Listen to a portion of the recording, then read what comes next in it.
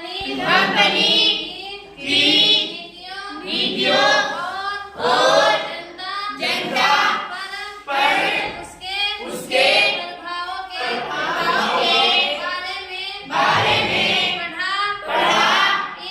इन नीतियों से राजाओं, रानियों, किसानों, जमींदारों, आदिवासियों, सिपाहियों, सब पर तरह से असर पड़े। आप यह भी देख चुके हैं कि जो नीतियां और कार्रवाइयों जनता के हित में नहीं होती या जो उनकी भावनाओं को ठेस पहुंचाती है, उनका लोग किस तरह विरोध करते हैं। 18वीं सदी को मध्य से ही राजाओं और नवाबों की ताकत छिनने लगी थी। उनकी सत्ता और सम्मान दोनों खत्म होते जा रहे थे। बहुत सारे दरबारों में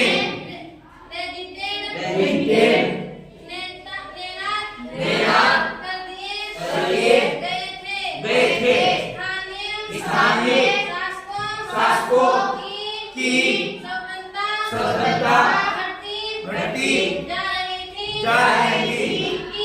उनकी सेनाओं को भंग कर दिया गया था। उनके राजस्व वसूली के अधिकार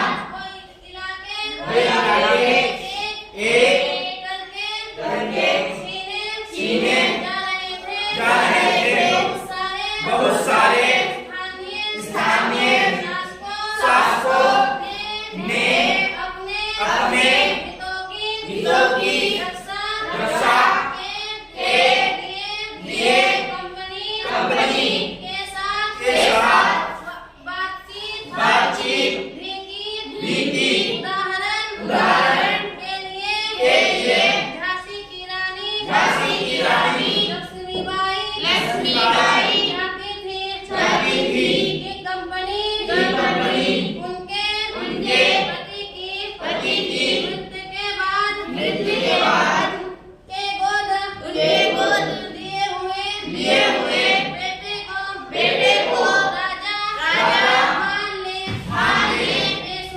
पेशवा बाजीराव नृत्य के पुत्र नाना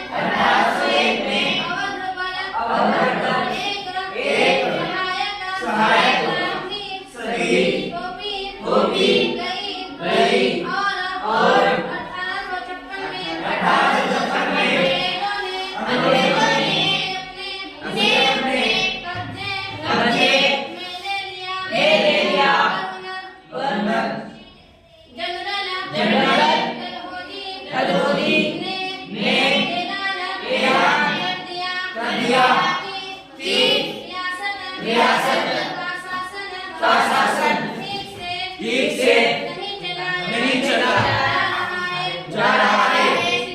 इसलिए शासन दुरुस्त करने के लिए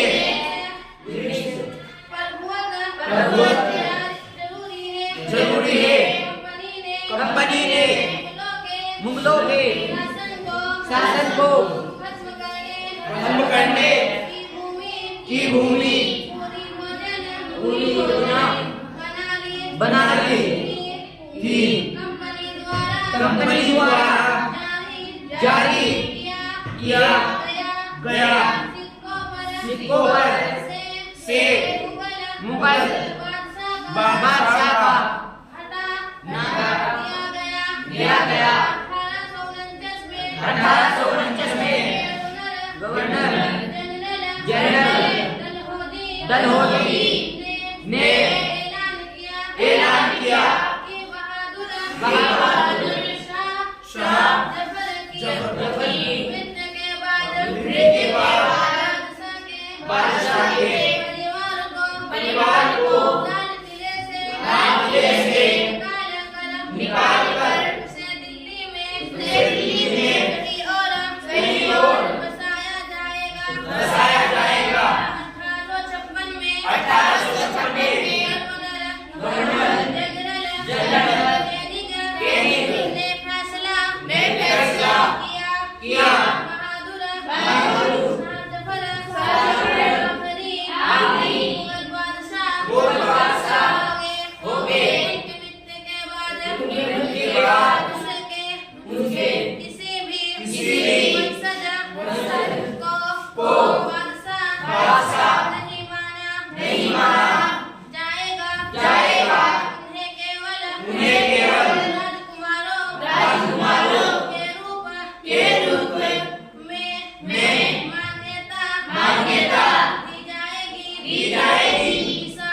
किसान और सिपाही गाँव में किसान और जमींदार भारी भरकम लगान और कर वसूली से सख्त और तरीकों से परेशान थे।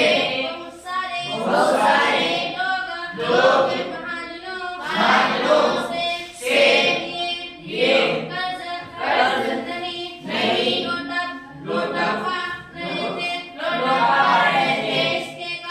इसके कारण उनकी पीढ़ियों पुरानी जमीनें हाथ से निकलती जा रही थी।